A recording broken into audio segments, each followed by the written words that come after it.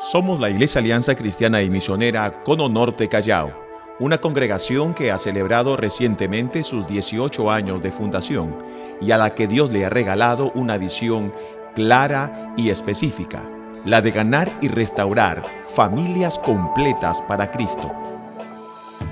Le damos la bienvenida a la Iglesia Alianza Cristiana y Misionera Cono Norte Callao.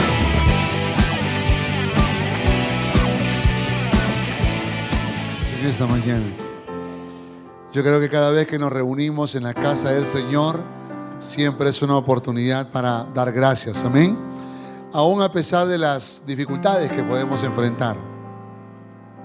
Como se han dado cuenta, mi esposa no está aquí conmigo. Ella es una mujer muy valiente, pero ahora sí está postrada, y yo quisiera que también podamos orar por ella. ¿Qué le parece? Pero por todos también, porque este es un momento para orar los unos por los otros, amén. Póngase de pie, por favor. Póngase de pie. Aleluya. Acérquese a una persona, ok. No sé si todas las luces están prendidas, pero la luz es blanca, por favor. Y acérquese a una persona que tú sientas en tu corazón por quien tú debes orar, por quien tú debes pedirle a Dios. Yo creo que el Espíritu de Dios nos puede guiar a hacer eso, ¿verdad? Si es la persona que está a tu lado, no hay problema, ¿no? Pero déjate guiar por el Señor para que en esta mañana podamos interceder por algunas personas que el Señor ha puesto en nuestro corazón. El poder de tu resurrección comience a manifestarse con poder y gloria para traer paz y bendición, para traer sanidad, para traer fortaleza, para traer ánimo y consolación, para traer esperanza, para traer ánimo y fuego al corazón de nuestros hermanos. Oramos, Padre, para que el poder de tu Espíritu Santo empiece a manifestarse con poder y gloria. Oramos, Padre, para que tu nombre sobre todo sea exaltado en la vida de mis hermanos, Señor. Que tu paz lo alcance, que tu bendición lo alcance, que tu gloria lo alcance, Señor. Te lo pedimos y te lo rogamos en el nombre de Jesús. Amén y amén. Abraza a tu hermano, abraza a esa persona, abrázala. Y ahora sí, todos damos un fuerte aplauso al Rey de Reyes y Señor de Señores. Aleluya. Tomen sus lugares, amados. El domingo pasado la sesión terminó con el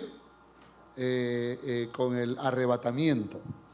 Y creo que este es un tema muy importante, que creo que es importante que podamos tratarlo, ¿no? Que podamos tratarlo. Hablando, el domingo pasado el pastor Fernando estuvo hablando sobre el rapto, y esto es un tema muy interesante que creo que nosotros necesitamos ir aprendiendo o ir interesándonos más. Todos hemos comprendido que el rapto es un evento y es un suceso, un acontecimiento en la que nosotros los cristianos, ¿no?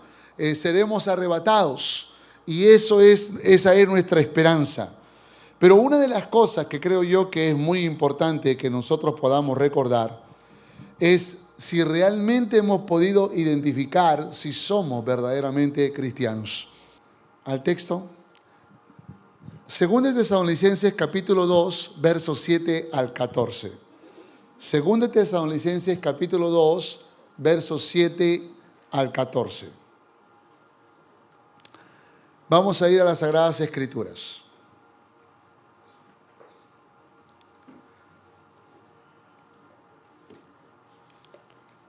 ¿Estamos todos? Según de Tesalonicenses capítulo 2, versos 7 al 14. Dice: porque ya está en acción el misterio de la iniquidad, solo que hay quien al presente lo detiene, capte esto, hasta que él a su vez sea quitado de en medio. Y entonces se manifestará aquel inicuo, a quien el Señor matará con el espíritu de su boca y destruirá con el esplendor de su venida. inicuo cuyo advenimiento es por obra de Satanás, con gran poder y señales y prodigios mentirosos, y con todo engaño de iniquidad para los que se pierden, por cuanto no recibieron el amor de la verdad para ser salvos. Por esto Dios les envía un poder engañoso para que crean la mentira, a fin de que sean condenados todos los que no creyeron a la verdad, sino que se complacieron en la justicia. Pero nosotros debemos dar siempre gracias a Dios respecto a vosotros, hermanos amados por el Señor, de que Dios os haya escogido desde el principio para salvación, mediante la santificación por el Espíritu y la fe en verdad, a la cual os llamó mediante nuestro Evangelio para alcanzar la gloria de nuestro Señor Jesucristo. ¿Cuántos dicen amén? Vamos a orar por un instante. Bendito Dios, nos acercamos al trono de tu gracia pidiéndote el total control de todo este lugar, que ninguna circunstancia ajena o ninguna astucia del enemigo pueda interrumpir esta reunión tan importante que tenemos en esta mañana, donde queremos escudriñar tu palabra y que tu palabra pueda hablar a nuestros corazones. Por favor, ministranos. Por favor, háblanos. Por favor, rétanos. Y gracias en esta preciosa mañana por darnos la oportunidad de abrir tu bendita palabra.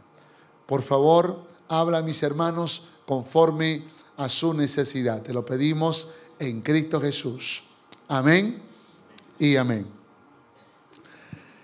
Como dije el domingo pasado, se estuvo hablando sobre el tema del rapto y las bodas del Cordero.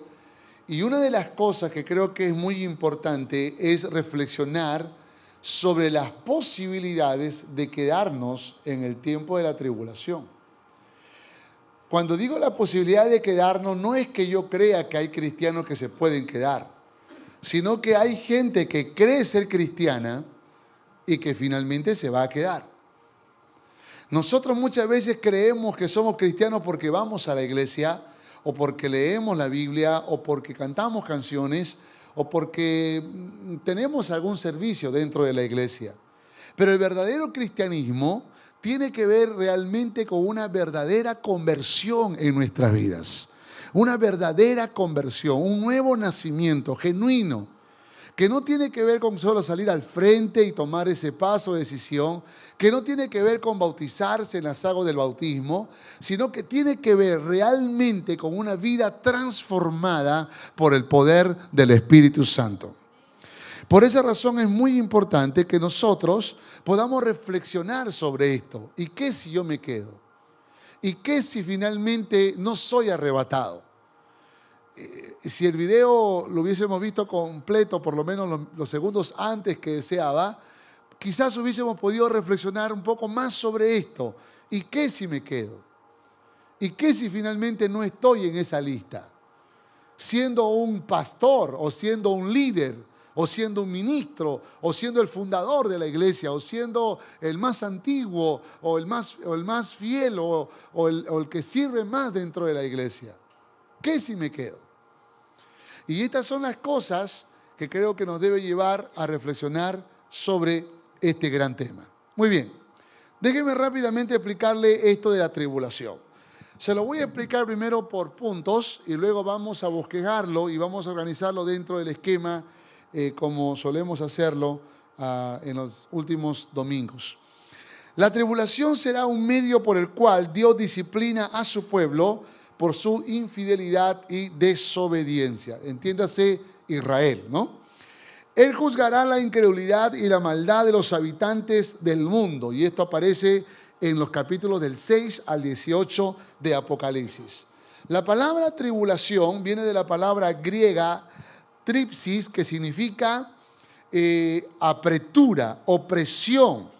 También significa aflicción o profunda aflicción. En la Biblia se conoce como la angustia de Jacob, o también como las 70 semanas o la semana 70, ¿no?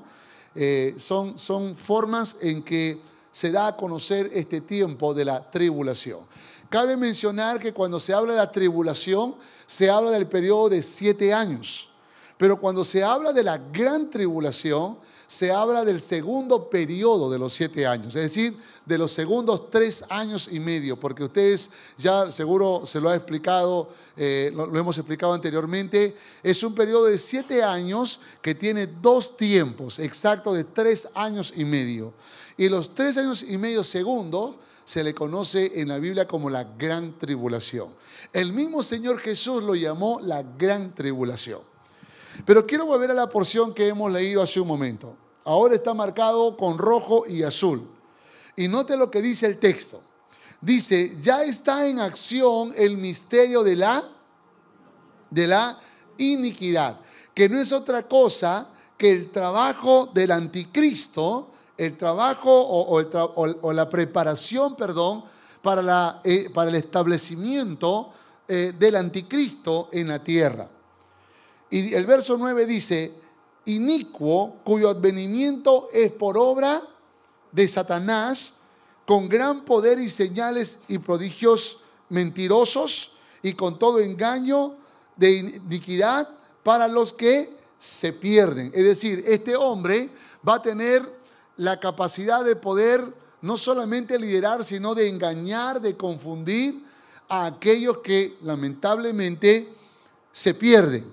Pero el verso 13 dice algo muy interesante que creo que rápidamente los que somos de Cristo debemos entender que tenemos que estar alertas para no dejarnos engañar. Dice, pero nosotros, verso 13, debemos dar siempre gracias a Dios respecto a vosotros, de que Dios os haya escogido del principio para salvación. Amén.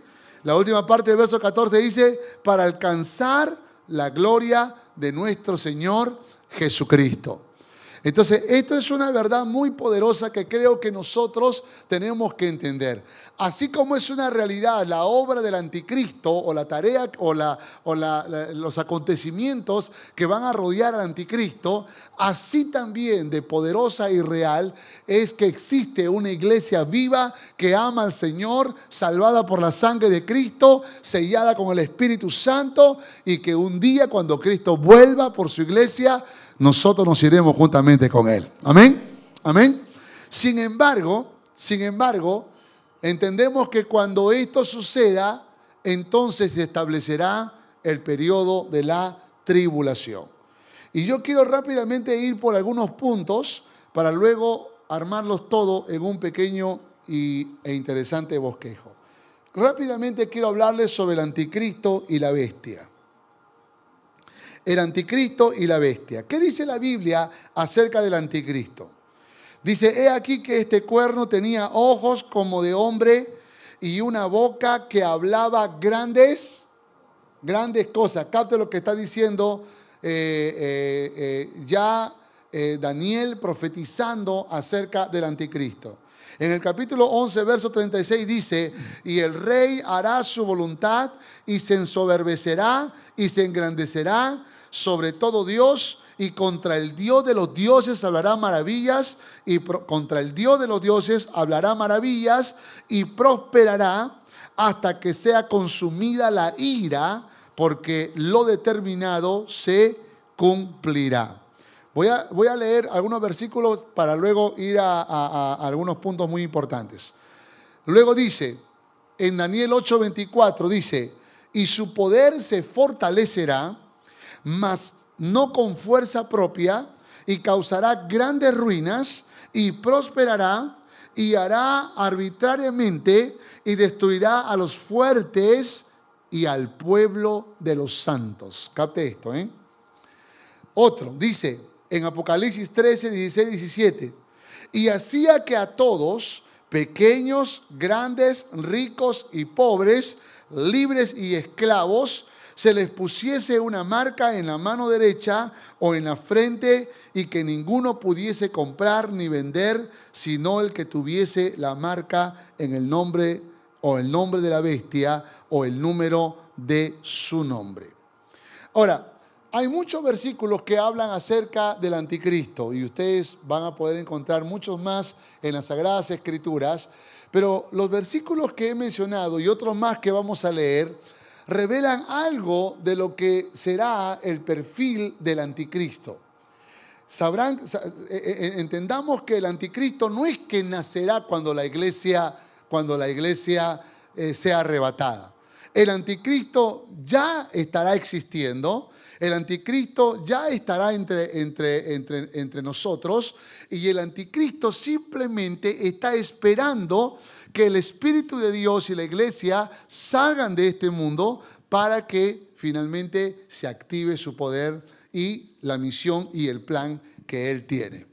Será un líder tan extraordinario que los judíos creerán que es el Mesías.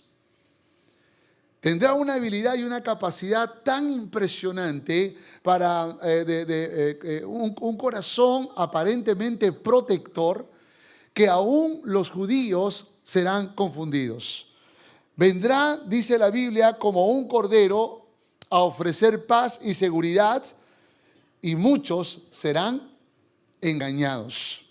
Establecerá un tratado de paz, y esto es muy interesante, entre Israel y sus enemigos. Obviamente todos sabemos que hoy en día los enemigos de Israel son el mundo árabe. De tal manera que se sospecha que si este anticristo llegara en este tiempo, la paz sería de Israel con los árabes. Gobernará el mundo política, económica y religiosamente. El tercer templo, que todavía no ha sido construido, existirá durante la gran tribulación, y el anticristo será el gestor. De hecho, que no se va a dar a conocer como el anticristo, ¿no? Sino como un líder prominente, como un hombre importante, como un hombre de relaciones que va a surgir en el mundo de la política, en el mundo de la economía, y que va a traer grandes soluciones al mundo entero. Tendrá el control sobre las transacciones financieras en el mundo. Entonces, la primera cara del anticristo va a ser la cara de un hombre, de un líder extraordinario. Yo creo que eso será muy atractivo para el mundo entero, ¿sí o no? Más aún cuando estamos en medio de guerras o rumores de guerra, más aún cuando estamos viviendo conflictos y amenazas de destrucción, de ruinas o de ataques nucleares. Se necesita alguien que de alguna manera pretenda u ofrezca la paz. Y este líder, este hombre o esta especie de hombre, lo que va a hacer va a proponer una solución, una paz que de alguna manera el mundo será atraído. Y entre las naciones más impactadas y más cautivadas estará la nación de Israel.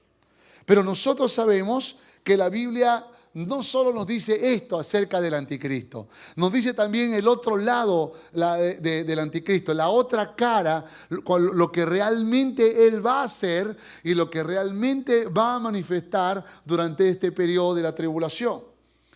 Y dice entonces, hablará grandes blasfemias contra Dios, vendrá del pueblo que destruyó el templo. Por tanto, se cree que su origen es romano.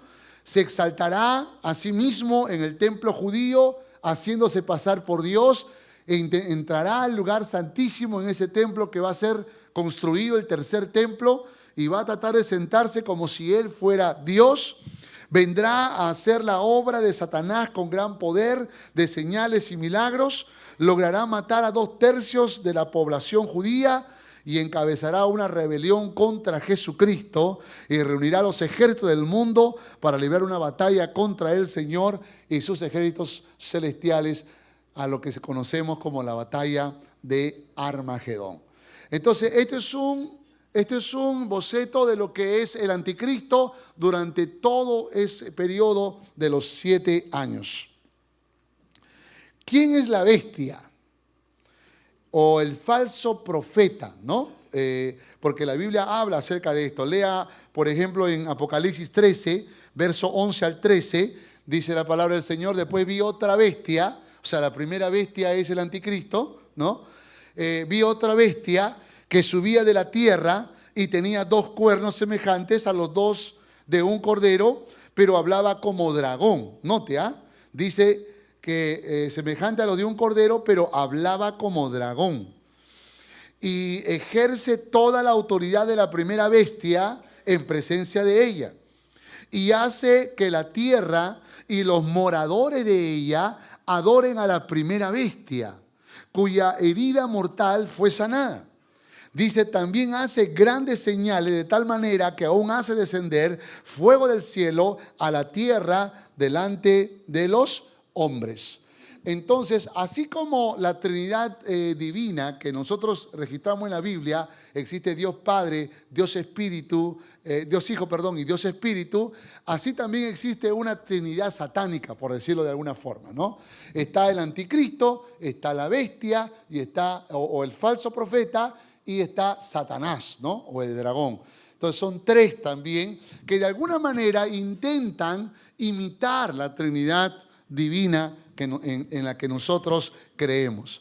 Solo que la Biblia le da otros nombres, ¿no? Al anticristo también le llama bestia, y al falso profeta también lo llama bestia, al diablo le llama Satanás o dragón. Bueno, al final todos son bestias, ¿no? Pero lo cierto es que el falso profeta no es otra cosa que alguien que incita al mundo entero a adorar al anticristo, ¿no? Es aquel como el embajador o el representante, el que anima, el que promueve, el que convence, y este también va a tener ciertas aptitudes o ciertas habilidades que definitivamente lo van a hacer una persona muy particular.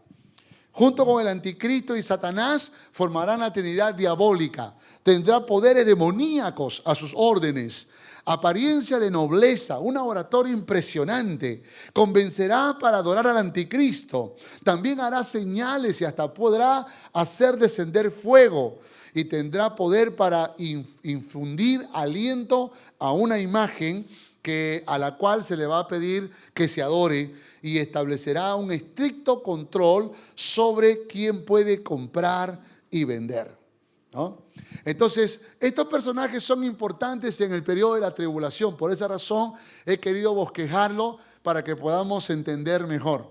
Entonces, en el gobierno o en ese periodo de la tribulación, ahí va a estar obviamente Satanás, el anticristo y el falso profeta. Y ustedes ya saben quiénes son cada uno de ellos. Segundo punto. La Biblia habla de los 7 sellos y los 4 jinetes. Y yo quiero explicar un poco acerca de esto para que luego nuevamente podamos meterlo en el cuadro que ya conocemos. Los 7 sellos y los 4 jinetes. Ahora, los 4 jinetes tienen que ver con los 4 primeros sellos, ¿no? Están conectados. Busquen su Biblia, por favor, Apocalipsis capítulo 6, y usted se va a dar cuenta que hay una relación directa. Sin embargo, es muy importante analizarlo, ¿no? Entonces, cada uno de estos sellos no hacen otra cosa que mostrarnos cómo es que el anticristo comienza a introducirse en este mundo y cómo empieza a tomar posesión, autoridad, poder y gobierno y señorío durante esos primeros años. Entonces, el primer sello que corresponde al primer jinete, al jinete blanco, representa al anticristo. ¿Está conmigo? Apocalipsis capítulo 6. Capítulo 6, versículo 1 y 2.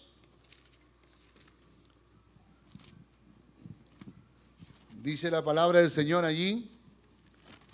Capítulo 6, verso 1 y 2. Dice: vi cuando el Cordero abrió uno de los sellos y oí a uno de los 4 seres vivientes decir con voz de trueno: ven y mira. Verso 2. Y miré y he aquí un caballo, ¿cómo dice? Blanco. Y el que lo montaba, ¿qué dice? Tenía un arco. y le fue dado una corona y salió venciendo y para. Este no es Cristo, por si acaso. Porque es verdad que Cristo también vendrá en un caballo blanco, pero la Biblia dice que vendrá con una espada. Este viene con un arco. Este es el anticristo. De tal manera que en el primer sello el jinete blanco representa al anticristo, que vendrá como un vencedor, vendrá como un hombre de paz, vendrá como alguien que traerá confianza a la gente y que de alguna manera le mostrará las habilidades y todas las capacidades que él tendrá. Por eso dice en el verso 2, dice, y el que lo montaba, dice, tenía un arco y le fue dado una corona y salió venciendo y para vencer. El segundo sello corresponde al segundo jinete también, al jinete rojo, y representa la guerra. Porque sepan que aunque al comienzo el anticristo va a lograr con su capacidad de relaciones establecer la paz entre judíos y sus enemigos y aún entre naciones en el mundo entero, esa paz no va a ser duradera. Esa paz va a ser muy corta, muy breve, porque obviamente este anticristo no es el Señor de la paz, ¿no? No es la paz verdadera. Por lo tanto, no es una paz duradera. Y rápidamente empezarán a aparecer nuevamente las guerras, los conflictos, porque él querrá someter poco a poco a las naciones y algunas naciones probablemente no se van a querer someter a su señorío. Por esa razón el segundo sello con el jinete rojo representa la guerra. El tercer sello también corresponde al tercer jinete, al jinete negro, y representa la crisis económica, la muerte, la desnutrición, la hambruna. Lea conmigo, por favor, versos 5 y 6. Dice, cuando abrió el tercer sello, dice, oía el tercer ser viviente que decía, ven y mira, y miré y aquí un caballo negro, ahí está, y el que lo montaba tenía una balanza en la mano, y oí una voz de en medio de los cuatro seres vivientes que decía, 2 libras de trigo por 1 denario, y 6 libras de cebada por 1 denario, pero no dañes el aceite y el vino. Y eso tiene que ver con hambre que va a acontecer y que va a suceder como una reacción o como un ataque del reinado de este anticristo. Cuarto sello, el cuarto jinete amarillo representa las enfermedades y las muertes. Las enfermedades y las muertes. Vamos rápido. Quinto sello. Aquí nos habla de aquellos que serán martirizados por su fe en Cristo durante el tiempo del fin. Léalo conmigo, por favor. Apocalipsis 6, versos 9 y 11. Dice, cuando abrió el quinto sello, vi bajo el altar las almas de los que habían sido muertos por causa de la palabra de Dios y por el testimonio que tenían. Capta esto, Verso 11. Y se les dieron, verso 10, y clamaban a gran voz diciendo, ¿hasta cuándo, Señor, santo y verdadero, no juzgas y vengas nuestra sangre en los que moran en la tierra? Y se les dieron vestiduras blancas y se les dijo que descansasen todavía un poco de tiempo hasta que se completara el número de sus consiervos y sus hermanos que también habían de ser muertos como ellos. Déjenme explicar un poco el quinto sello. Escúcheme, por favor. Estamos recién empezando el primer periodo de la tribulación, la primera etapa, los primeros 3 años y medio. Y durante ese tiempo, Israel todavía está creyendo en el anticristo. Todavía está dejándose guiar y liderar y enseñorearse. Entonces no está hablando de Israel. Está hablando de aquellas personas que cuando se dio el rapto, escúchame esto, que cuando se dio el rapto no se fueron con el Señor. Y no se fueron con el Señor no porque estaban carnales, no porque el Señor dejó un porcentaje en la tierra, sino porque creían que eran cristianos. Y yo creo que ustedes han visto muchas películas aún hasta pastores que se quedan y lloran diciendo, me quedé. Pero son gente que creía ser cristiana, pero que no lo era. Ahora, imagínense, yo creo, y por favor no se vaya a enojar conmigo con lo que voy a decir, yo creo que en este auditorio por lo menos deberían haber un pequeño porcentaje que no es verdaderamente cristiano. Debería ser así, porque no somos perfectos, ¿verdad? Entonces alguien aquí cree ser cristiano y no lo es verdaderamente. Ahora, ¿qué pasaría si en este momento se da el rapto y esas personas se quedan? ¿Qué harían esas personas en ese instante? ¿Cuál sería la actitud? Si tú te quedaras o si yo me quedara, ¿cuál sería mi actitud en ese momento? Brincar ya no puedes. ¿Qué haces en ese momento? Entonces la gente lo que va a hacer en ese momento es que se va a humillar, se va a quebrantar, va a llorar, va a suplicar misericordia, va a buscar que Dios de alguna manera le dé una nueva oportunidad, pero no habrá oportunidad para irse con el Señor en el rapto, porque el rapto ya aconteció. Lo que puede suceder es que puede arrepentirse, pero tendrá que pasar el periodo de la tribulación. Y ese periodo de tribulación no es un periodo como que, voy a pasar un poco de hambre nada más. No, sino que realmente va a ser un tiempo de dolor y de gran sufrimiento. Por lo tanto, yo no quisiera que alguna persona diga, entonces todavía me arrío con la tribulación. Porque tú no sabes si tendrás la fuerza o el valor para poder perseverar. Porque recuerda que aunque aunque las personas que no son cristianas se arrepientan en ese tiempo, no hay Espíritu Santo. El Espíritu Santo y la iglesia ya están arriba. De tal manera que es la fuerza de su fe, la fuerza de su arrepentimiento y su voluntad para mantenerse fiel a pesar de las grandes presiones, las grandes dificultades que se va a vivir en este tiempo. Por esa razón es muy importante que entendamos esto. Es verdad que hay oportunidad, pero es una oportunidad que yo creo que nadie la quisiera. La mejor oportunidad es aquí y ahora. ¿Cuántos dicen amén a esto? Es aquí y ahora, en el tiempo de la gracia. Por esa razón yo te animo en el nombre de Jesús, cualquiera que sea tu condición, arrepiéntete. Pero si tú te quedas por alguna razón, sabrás lo que tienes que hacer. Tienes una oportunidad. Arrepiéntete y mantente fiel hasta el último día. Mantente fiel hasta el encuentro con el Rey de Reyes y Señor de Señores. Sexto sello. Aquí nos habla de un poderoso terremoto causando una crisis masiva y una terrible devastación. Porque recuerden que cada uno de los sellos no hace otra cosa que revelar la maldad y la violencia del anticristo. Séptimo sello anuncia los 7 juicios que son peores que los anteriores.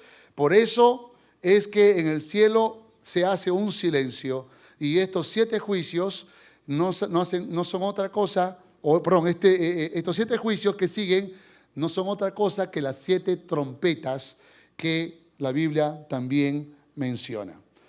Pero voy a seguir hablando un poco sobre esto. Quiero que entienda que estos 7 sellos no hacen otra cosa que revelar el carácter y la personalidad del anticristo, pero entre los versículos nos van revelando algunas cosas muy importantes que van a acontecer. Como por ejemplo, los 2 testigos y los santos. Los 2 testigos y los santos. Lea Apocalipsis capítulo 11, verso 3. Dice, y te daré a mis 2 testigos. Ellos profetizarán por 1260 días, que son los 3 años y medio primeros, vestidos de cilicio. Ahora, es interesante, pero la gente que se va a arrepentir en el primer periodo, no se va a arrepentir solamente porque escucharon antes, sino porque habrán 2 testigos que estarán todo el tiempo predicando, hablando y animando a que se arrepientan. Mire cuánto es la misericordia de Dios. Son los profetas de Dios y estos sí están llenos del Espíritu Santo. Algunos dicen que puede ser Moisés y Elías, ¿no? Que son los que están de alguna manera, bueno, Enoc también es otra posibilidad, que son los que no conocieron muerte, Enoc y Elías. Y en el caso de Moisés y Elías, por el monte de la transfiguración, ¿no? Pero lo cierto es que son dos testigos y estos son profetas de Dios llenos del Espíritu Santo, enviados para proclamar el mensaje de arrepentimiento. Anunciarán los juicios que se aproximan. Están vestidos de cilicio, dice la Biblia, y este es señal de dolor por todos aquellos que murieron por la mano del anticristo. Serán odiados e intentarán ser destruidos. Dice que sale fuego de la boca de ellos y puede devorar a sus enemigos si es que ellos quieren hacerlo.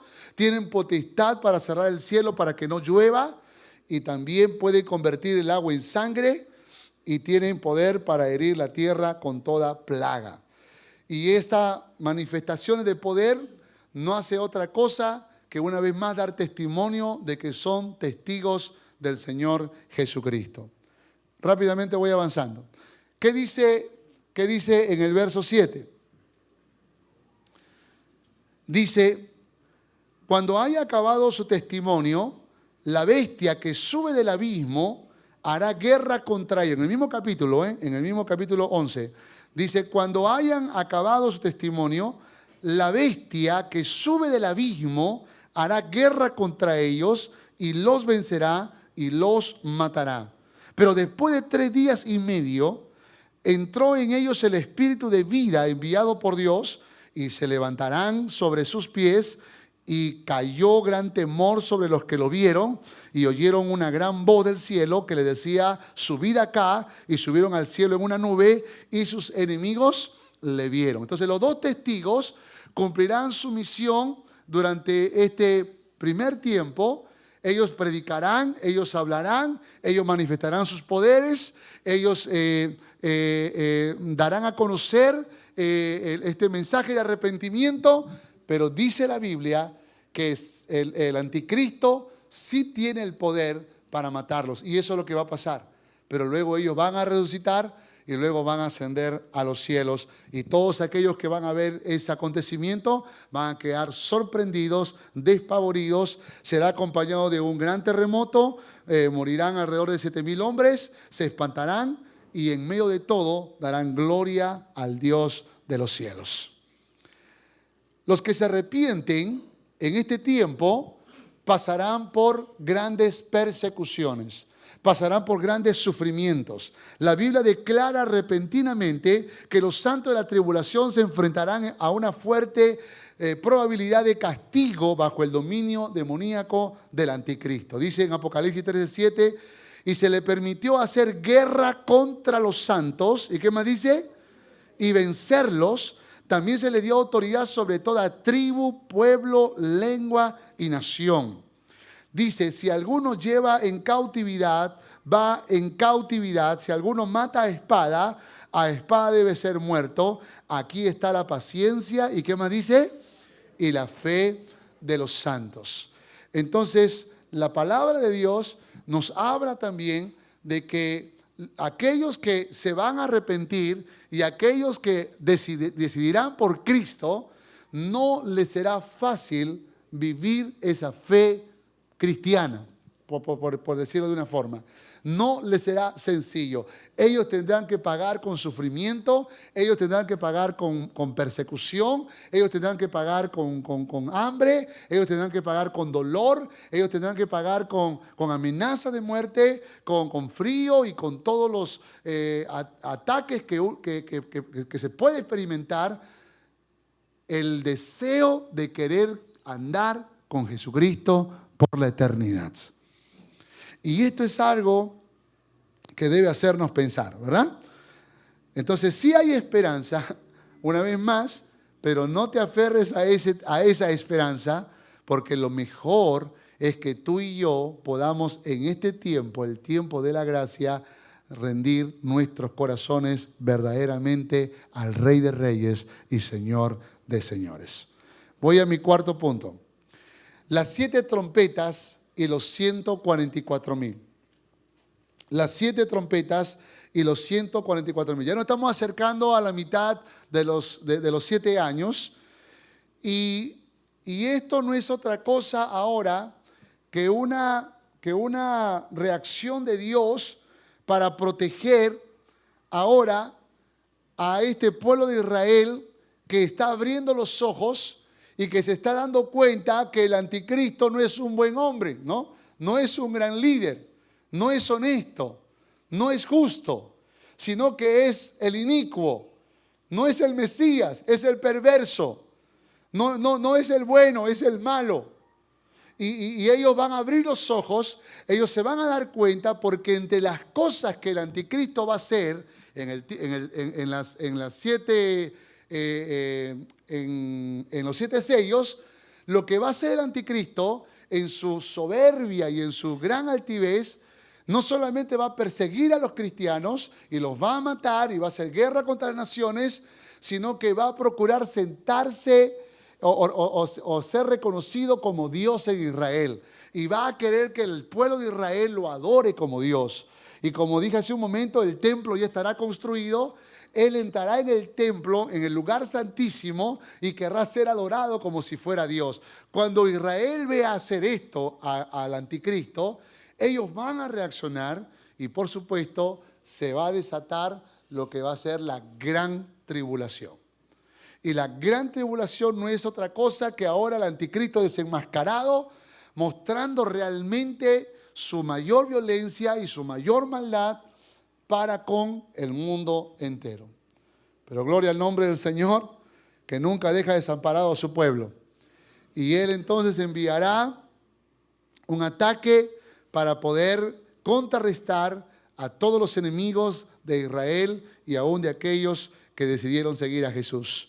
La primera trompeta tiene que ver con granizo y fuego que serán echados a la tierra. La segunda trompeta tiene que ver con una gran montaña que arde con fuego y que es arrojada al mar. La tercera trompeta, una estrella gigante que cae del cielo ardiendo como una antorcha. La cuarta trompeta, la tercera parte del sol, la luna y las estrellas se oscurecen. La quinta trompeta, Satanás y sus millones de demonios van a aparecer visiblemente en la tierra. La sexta trompeta, Satanás y sus demonios combinarán sus fuerzas con un ejército de 200 millones de personas.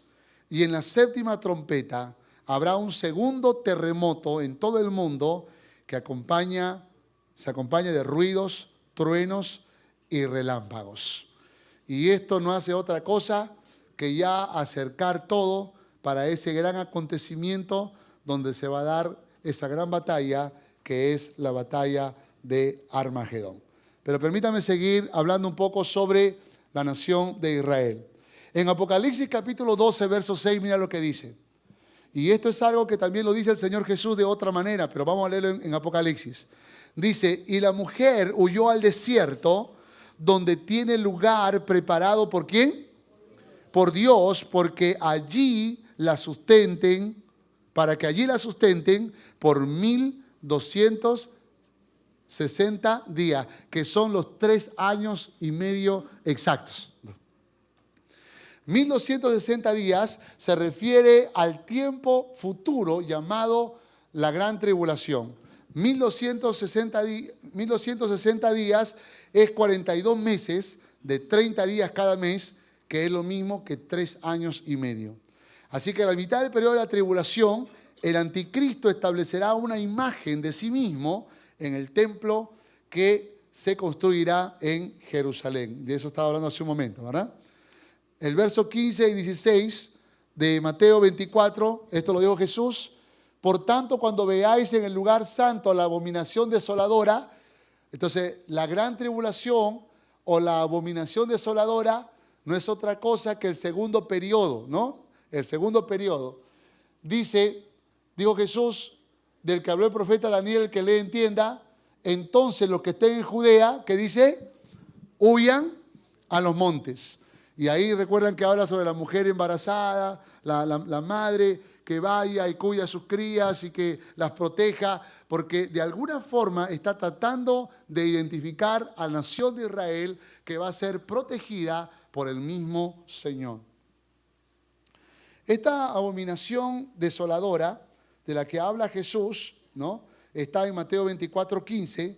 Cuando la bestia hace esto, él rompe el pacto de paz que había hecho con Israel y la nación tiene que huir por la seguridad. Y este escape de los judíos se representa como la mujer huyendo al desierto, ¿no? Como la mujer huyendo al desierto.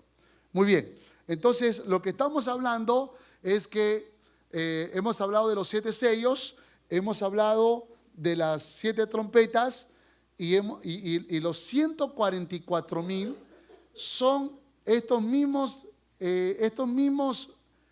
judíos que al abrir los ojos y darse cuenta que el anticristo no era el Mesías, ellos deciden levantar sus ojos al cielo y pedir perdón a Dios y reconocer a Jesucristo como el verdadero Mesías, como el Rey de Reyes y como el Señor de Señores. Y cuando eso sucede, entonces ese es el grupo de los 144,000 que han sido seleccionados, escogidos y sellados por el Espíritu Santo para poder ser pertenencia del Señor. Amén. Las 7 copas y Armagedón. Las 7 copas que contienen la ira de Dios con toda su fuerza se derramarán sobre las personas que han elegido adorar al anticristo, Satanás y la bestia. ¿En qué consiste la primera copa? Este ya es juicio de Dios, ¿no? Esto ya viene del mismo cielo, del mismo trono de Dios. Repugnantes llagas aparecen en personas que usan la marca de Satanás. La segunda copa, el mar se convierte en sangre y todas las criaturas del mar mueren. La tercera copa, todas las aguas están contaminadas. La cuarta copa, las quemaduras de sol son tan fuertes que quema a las personas. La quinta copa, el reino del anticristo se oscurece. La sexta copa, el Éufrates, se secará, o sea, el río, para que los reyes del oriente caminen por ese río seco y así puedan llegar hasta el valle de Meguido, donde se va a dar la gran batalla de Armagedón. Y la séptima copa, entonces desde su trono en el cielo, Dios declara, dice la Biblia, hecho está, hay ruidos, truenos, relámpagos y el mayor terremoto de la historia y por supuesto se desata la batalla de Armagedón y la gran victoria de nuestro Señor Jesús. ¿Qué dice Apocalipsis capítulo 16, versos 5 al 7? Dice, declara, justo eres tú, oh Señor, el que eres y que eras el santo, que has juzgado estas cosas, por cuanto derramaron la sangre de los santos y de los profetas, también tú le has dado a beber sangre, pues lo merecen. Ciertamente, Señor Dios Todopoderoso, tus juicios son verdaderos y justos. Amén. Es el clamor de los santos, ¿no? Cuando la Biblia habla de la batalla de Armagedón, y voy a rápidamente avanzar esta porción, Armagedón viene de una palabra griega, Har Megido, que significa monte Megido, ¿no? Armagedón, que es un valle muy inmenso y grande que está en territorio de Israel, donde se han dado las grandes batallas de Israel contra todos sus enemigos. Así que se cree que en ese mismo lugar se va a dar esta gran batalla donde más de 200 millones de personas se van a juntar para enfrentar a Jesús en una gran batalla que se va a conocer como la batalla de Armagedón. En Daniel capítulo 11, verso 45 dice, plantarán las tiendas de su palacio entre los mares y el monte glorioso y santo, mas llegará a su fin y no tendrá quien le ayude. Gloria al Señor, ¿no? Gloria al Señor por eso. La misma palabra de Dios nos habla acerca de esta gran victoria, amados hermanos. Dice así la palabra del Señor, ¿verdad? Dice en en Apocalipsis 7:9 dice: después de esto miré y he aquí una gran multitud, la cual nadie puede contar, de todas las naciones y tribus y pueblos y lenguas, que estaban delante del trono en la presencia del Cordero, vestidos de ropas blancas, con palmas en las manos, y clamaban a gran voz diciendo: la salvación pertenece a nuestro Dios, que está sentado en el trono, y al Cordero. Y todos los ángeles estaban en pie alrededor del trono, de los ancianos y de los 4 seres vivientes, y se postraron sobre su rostro delante del trono, adoraron a Dios diciendo: amén. La bendición, la gloria, la sabiduría, la acción de gracias y la honra y el poder y la fortaleza sea a nuestro Dios por los siglos de los siglos. Y este es el cuadro que yo creo que nosotros ya lo conocemos, ¿verdad? Entonces, cuando se da el rapto, lo que hacemos, lo que sucede es inmediatamente empiezan los 7 sellos y los 4 jinetes que están conectados a los primeros 4 sellos. Leímos eso, ¿verdad? Luego, con el 7º sello se abren las 7 trompetas. Y con la 7ª trompeta se abren las 7 copas, que es el juicio del Señor. Y con la 7ª copa, la segunda venida de Cristo y la batalla de Armagedón. Nosotros, si realmente somos hijos de Dios, ¿cuántos son hijos de Dios aquí? ¿Realmente? Ok, la mitad. Seremos arrebatados,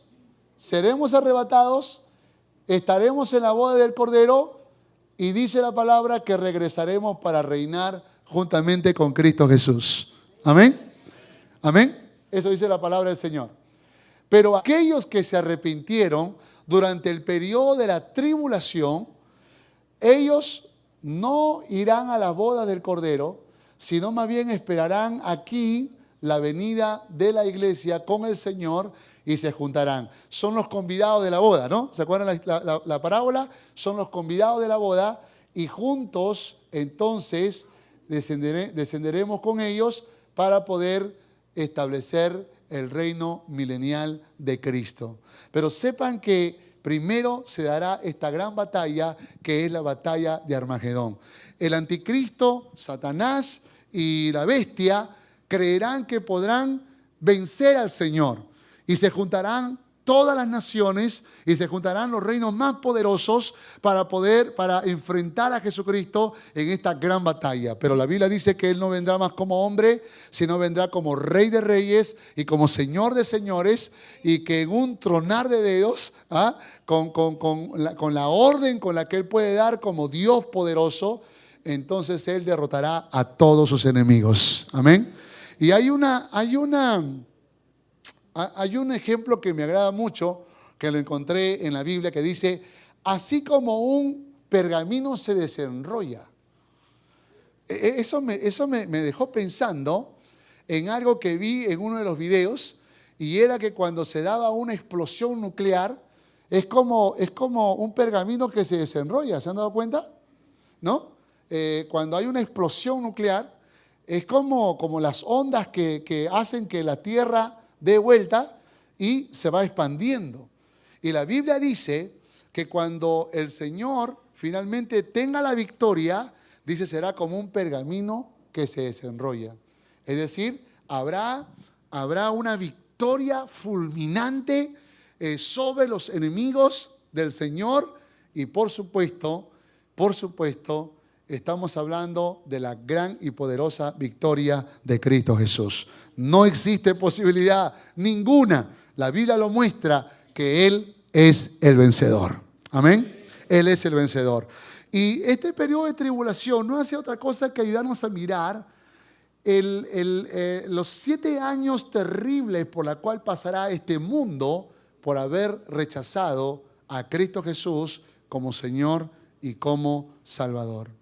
Por esa razón yo creo que tenemos que recordar lo que dijo Pablo a los tesalonicenses en el verso 23. Y el mismo Dios de paz, ¿cómo dice la palabra? El mismo Dios de paz os santifique por completo, y todo vuestro ser, espíritu, alma y cuerpo, sea guardado irreprensible para la venida de nuestro Señor Jesucristo. Fiel es el que os llama, el cual también lo hará. Si tú y yo realmente tenemos la esperanza de que somos de Dios, escúchame lo que tú y yo vamos a hacer. Vamos a santificar nuestro cuerpo, nuestra alma y nuestro espíritu.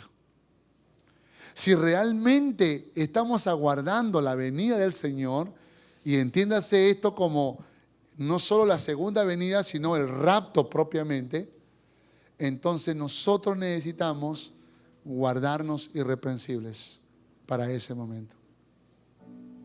Y esta palabra también sirve para aquellos que se quedan. Porque si hay alguien que se quede en el periodo de tribulación, el consejo seguirá siendo el mismo. Guárdate irreprensible hasta la venida del Señor. Yo espero que ninguno de nosotros tengamos que pasar por este periodo de la tribulación, sino que más bien podamos decirle al Señor: Señor, yo no quiero jugar al cristianismo. Yo no quiero hacer las cosas a mi manera. Yo no quiero hacer mi voluntad. Yo quiero hacer tu voluntad. Yo quiero realmente hacer como tú quieres o como tú deseas que yo haga.